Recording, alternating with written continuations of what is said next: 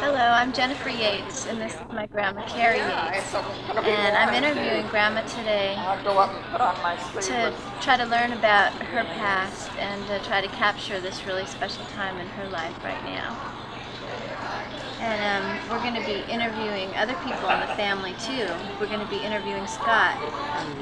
And one question that I wanted to ask you was what you remember about being 8 years old. 8 years old?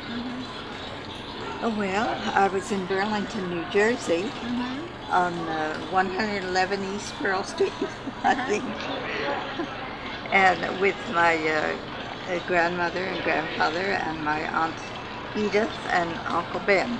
Yeah. And my grandfather. Grandpa had a flour feeding grain mill on Delaware Avenue, right along the Delaware River. And I used to have fun playing in the mill.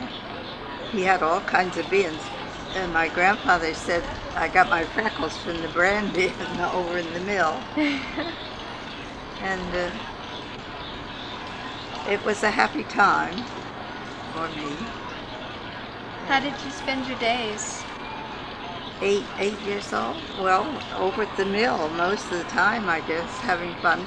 I had a girlfriend, Esther Robinson, who lived right across the street from me, and she was 3 years younger. And we used to play. I had a tent in our garden, and we had a little house, kept house in my grandfather's corn crib, and we'd have all kinds of little furniture that we gathered here and there. But then my uncle would come and say, well, you'll have to get your stuff out of the corn crib because I have a load of corn coming in. So we would scurry around and get the corn crib empty and wait until the next time they sold all the corn, then we'd have a keep house again. It was a happy time. Did you spend time on the river? No, not really. Not at 8. Well, there was a ferry that used to run from, it was called the Billy Doran, used to run from Burlington to Burlington Island. And once a year, Mr. Doran would give all the children of Burlington a picnic on a free rides on the ferry, and free rides on all the amusements too. Wow. So I used to go on that on the river. Later my uncle had a canoe, but at that time we didn't have anything. All I used to, in the winter when the river froze over, we used to skate. Oh. But a lot of the winters I was mostly sick. You were sick in the winters? Quite a lot. I had every childhood disease known to the medical history, I think. And my grandmother had a 3-story house, and I was on the 2nd floor. In those days, when you were sick, you stayed in bed, you know. And she'd bring my meals up and take care of me. She had all her other work to do, but she was a wonderful mother to me. She took me when I was 7 weeks old when my mother died. You were 7 weeks when your mom died? And she took me, her house, in her home, she and my grandfather. And I always called her mother, so if I talk about my mother, it's my grandmother. So when you were sick, how did she try to make you well? Well, we had Dr. Rink. He had a little black bag with a lot of pills. He took care of me. And, well, she fed me, you know. She did what she could. It must have been a lot of work for her, upstairs and downstairs.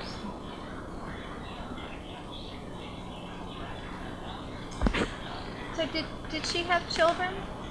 Yes, Aunt Edith. Oh, sure she did. 'Cause she was. And Ben, and my dad, Right. Edward, and Lawrence, Uncle Lawrence. Okay. And some of them still lived at the house, right? You said your Uncle Lloyd? Just Uncle Ben. Oh, Uncle Ben. Because he helped at the mill. Okay. And did you have you had a cousin there? Is that right? A cousin? No. No? I had lots of cousins. But not there. No, my mother was the 9th child. So I had lots of aunts and uncles and cousins, but none lived with me.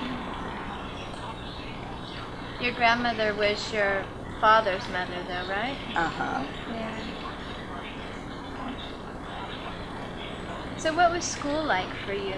School? Mm-hmm. Well, I don't know. It was just school. I wasn't crazy about it.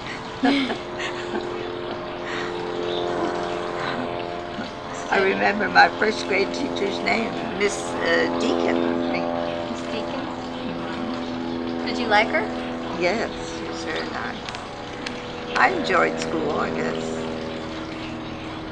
Mr. Watts was our principal, and he had a great big magnolia tree in his yard. So beautiful. Did you live close to your school? Did you? Yes, did we you just walk always over? walk.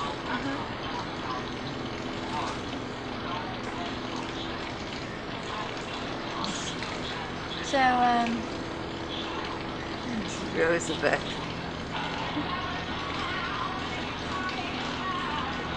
Oh yeah, tell me some more about the house. What it was like. The house that you grew up in. The house I grew up was 3-story. Uh-huh. I remember that, and had a porch, and we had a swing out on the porch. I had an organ first, and then a piano. Mother had to. Well, it doesn't sound very beautiful now, but it was a green carpet with a pink flower in it, and then she had beautiful rose-colored drapes. And that was the living room. Then there was a little office light, and then the dining room and kitchen, and we had what we called a shed, which I suppose a utility room now. Mm-hmm. Nice garden. I had a swing outside, big cherry tree outside of my bedroom window. I remember a picture of you with a chicken. Yeah. Did you have some other animals too?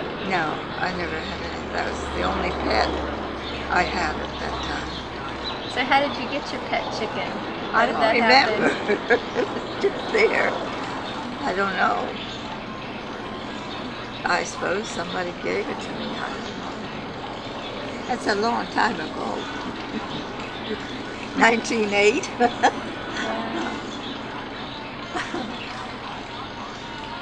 So, tell me some more about your grandma.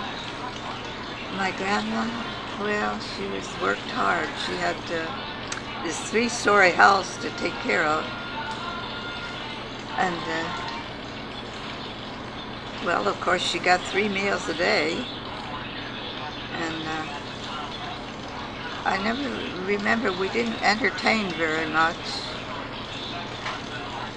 My mother we went always to church and Sunday school and prayer meeting on Wednesday night.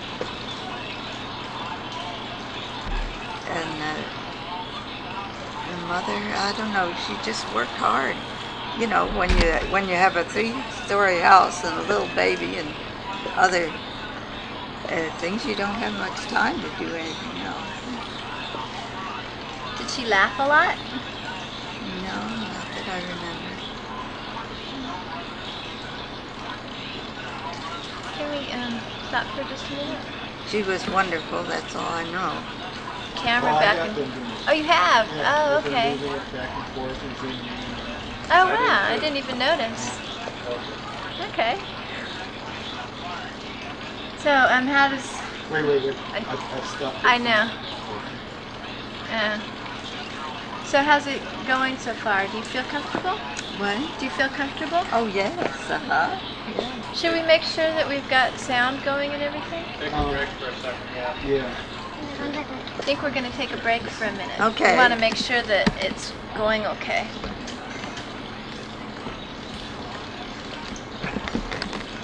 I guess you can't review it with sound though, can you? I'm going to stick it in. Can we watch it when it's done now? They don't have a VCR. We'll just, I'm pretty sure it's working right. Okay. And we should be talking loud enough that that'll pick it up Yeah, without any we'll pick it up. problem? Even if it's quiet, when you edit it, we can boost the volume. Oh, okay. We'll take a break. I kind of like a little drink of water. I'm going to get a drink of water. Do you want okay, one dear. too? Huh? Do you... Oh, Greg says he's going to get me one. Scott, that's the lens. You get it Ooh, all don't touch the lens. smeary with your finger. I can get my finger. I guess he wasn't touching the lens. I think he was touching the outside.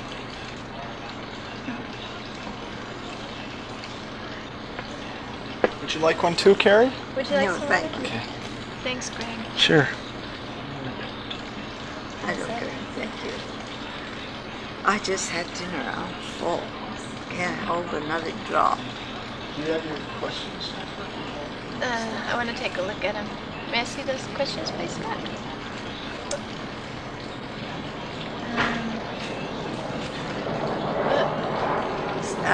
You should hand them to your mother.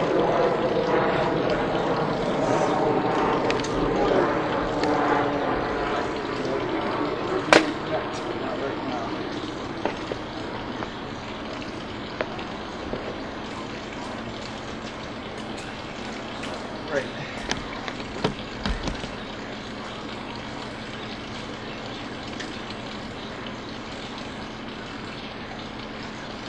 Okay, I remember.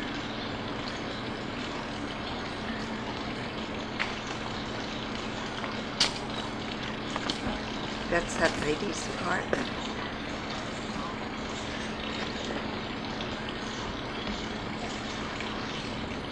Ready? Is that ready? Okay, Scott. Okay, Scotty. Why don't you come on back in here and when, don't jiggle this, whatever you do, okay? When you crawled under there a few minutes ago, you kicked it. It's just a minor kick, but don't want to.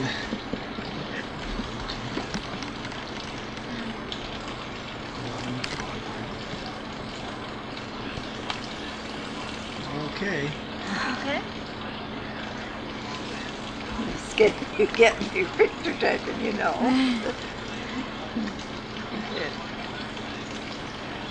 So, tell me what you learned from your grandmother. What I learned, oh, I don't know. Try to have patience, I guess.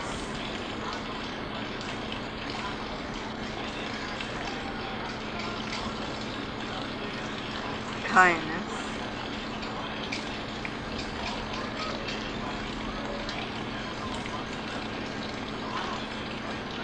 She was busy. She didn't have much time to teach me anything, you know, right?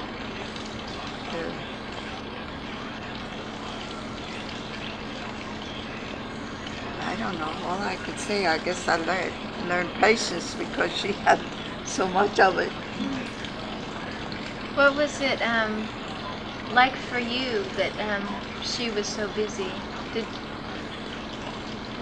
Oh, I just took her for granted. Somebody had to do the work, and she always did it.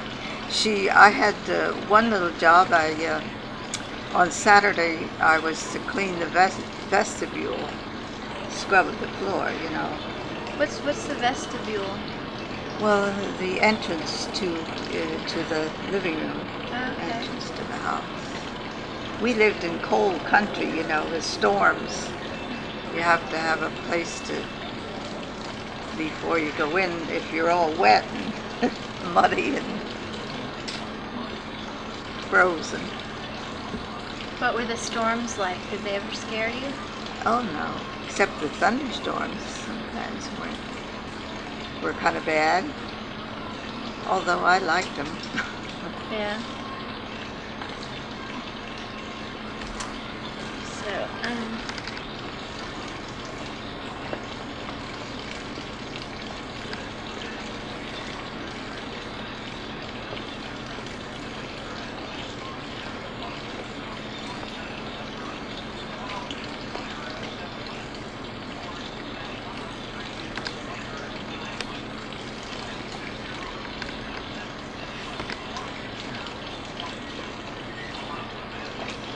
Austin doesn't understand. I want to play. Miss Scott, I want you to move over a little bit, okay? You'll have your turn, hon.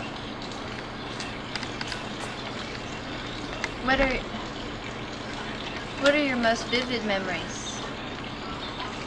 Around that time, 1980? Yeah, just being a child. Just being a child? Oh, just the fun. The mill, I guess. We used to have fun. They had a little cart. I don't know what they called them. That they wheeled the sacks of flour on things, and Esther and I used to give each other rides on that all over the place. That sounds like fun. And just being around the mill was fun. We had a music club, 3 of us. And there was a little building my grandfather owned. I don't know what he had that for. But anyhow, we had a room in there, and we had a music club, and we kept track of how much we practiced on the piano. Oh. There were 3 of us, my friend Esther, and another friend, Elsie Perkins.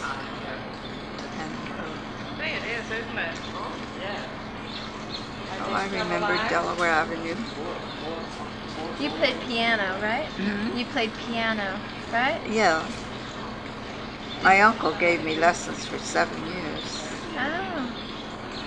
But it never amounted to much. I wasn't a very apt pupil. Did you enjoy playing? Or? Oh yes, later. I played all the popular songs, but not very expertly. I just drummed them out for fun. So what about as you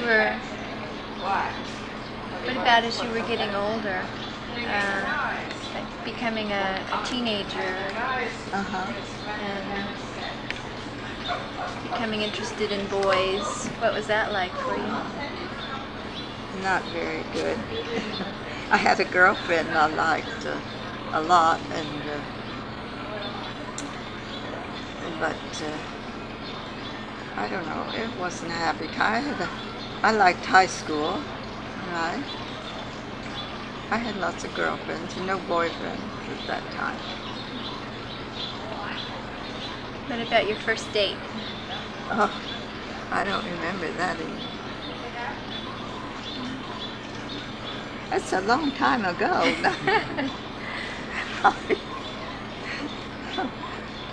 So what was expected of you as you graduated from high school and you were becoming a woman, an adult? Yes, well, Dad wanted me to, he was concerned that I make my living, would be able to make my living. He wanted me to take up sewing. His wife's sister-in-law was a dressmaker, and he wanted me to take lessons of her, but I wasn't interested, and I wanted more to business, so I took a business course in high school, and then I went to Ryder's Business College in Trenton, New Jersey, and graduated from there, and then I just got jobs. I worked it was easy then to find work. I didn't have any trouble ever getting a job. I worked first for an insurance company in Philadelphia, and one time in Philadelphia I worked for Mr. Friday, and he was on the 13th floor. Some building. And I had to take, to get to Philadelphia, I had to take the train and then the ferry over from Camden, New Jersey to Philadelphia, and then I had to go in the elevator to get to the office. And that was when I worked for the Crown Seal and Cork Company. When I worked for Mr. Proddy. But I didn't stay there too long. I guess that was too much commuting almost. How long did it take you to get to work, do you think? Well, I don't remember. I got there on time, I know. I must have started out about 7, I guess. And then I worked for the U.S. Cast Iron Pipe and Foundry Company as a stenographer. And then I worked for the Mechanics National Bank in Burlington. Oh, I worked for the Metropolitan Insurance Company for a while in Burlington. That was fun. I liked that job. What did you like about it? Well, I liked the girls I worked for. It was Annie and Mamie Brennan. And they were real nice girls. And we had a good time. What was fun about it? What did you... Oh, we had I think there were 23 or more agents there, and one man said he could speak 24 different languages, but he couldn't talk to the people in Roebling. Roebling is where they got the cable for the Golden Gate Bridge. Oh, really? Roebling, New Jersey. Huh. But we had people who work now for the Metropolitan would sure laugh if they could see how we had great big books and pasted little whatever they paid, you know. We paste into this book. We had a paste pot, and you had to lift great big books. You had to lift down from a rack and paste these things in. Like what were you pasting in? Well, I suppose it was duplicate. The customer probably got one slip and we got the other. What they paid, you had to keep track of. That was like a receipt or something. Yeah, it was or bookkeeping, like bookkeeping. Now with the computers, I can just imagine what they would think of the way we used to do, you know, in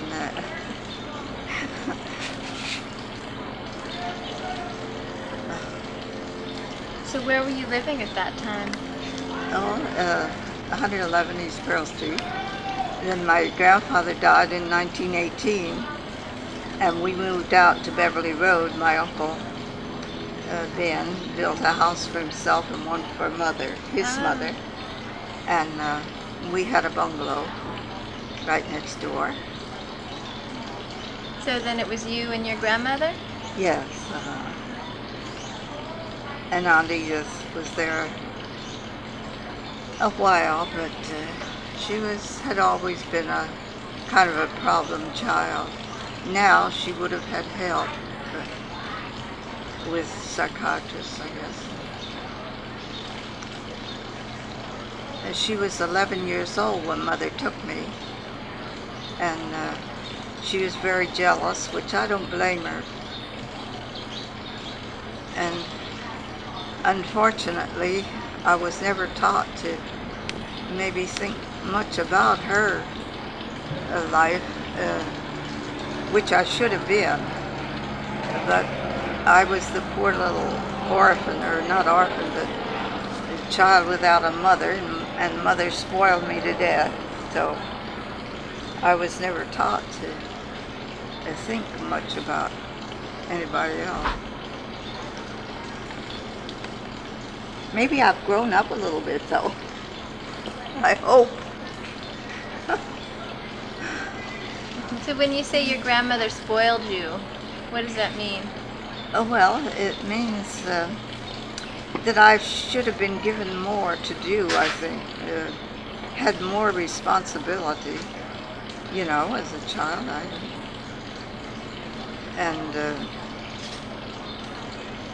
I should have been taught more to respect my Aunt Edith.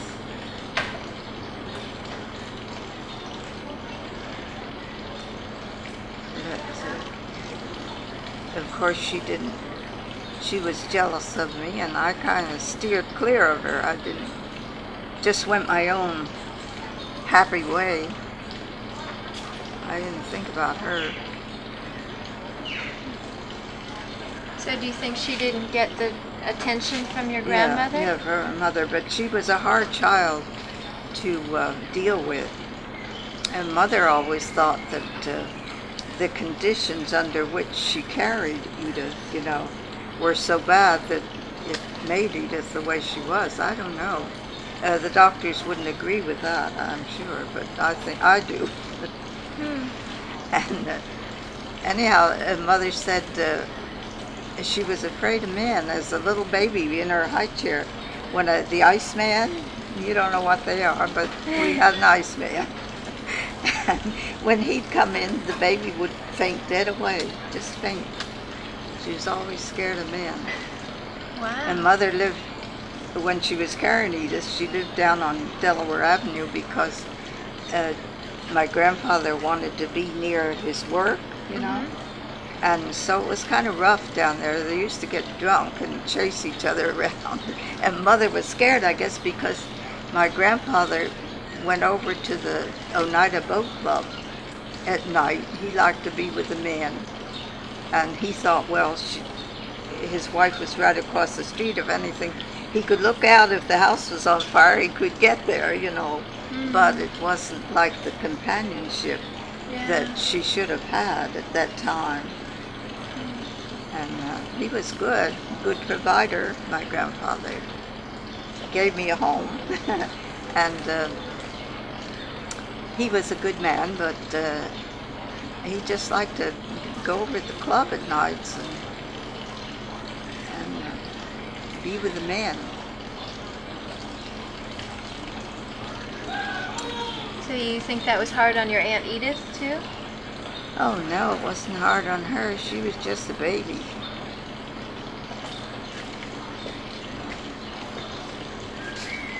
So what made her a difficult child? What made her a difficult child? Oh well, Mother thought the environment. No, I mean, what was difficult about her? Oh. Did she not listen? Not what? Not do what she was told, that kind of thing? Oh, well, she, I don't know how to tell that, but as she got older, she was smart, you know, and she could get jobs, but she had a temper and she'd bawl the boss out, and that doesn't do you much good, you know, if she could fire. And she was hard. She wasn't a lovable child, I guess. She was mad most of the time, you know.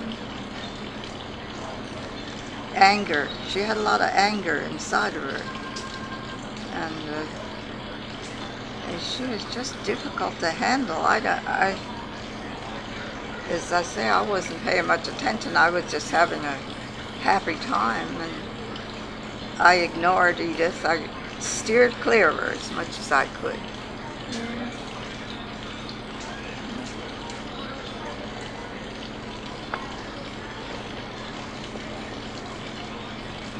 So what else would you like to tell me? I don't know. I can't. I don't know. I had a wonderful, and my grandmother was a wonderful mother to me, and my grandfather was good too. And my uncle was wonderful. He used to make so much fun for Esther and I. And we'd make fudge, and he'd steal the fudge and hide it from us. We were always looking for our fudge. And then at Christmas time, he would hide the Christmas tree, and I'd think I wasn't going to have a Christmas tree. We'd look all around. He'd take me, and we'd go all around the block and through the barn, everywhere, looking for this Christmas tree that he knew right where it was, you know. But I didn't. And he made so much life so good for us. He never saw his child, Benji. He died in October and she was born in December. How old were you then? When Bendy was born, 22, I think. Well, 18, 19, I was born in 1900, but when my grandfather died in 1918, I was 18. So by the time they got the houses built, my uncle got married and later had the baby. I was 23 or 24, I guess. Were you still living at home at that time? Well,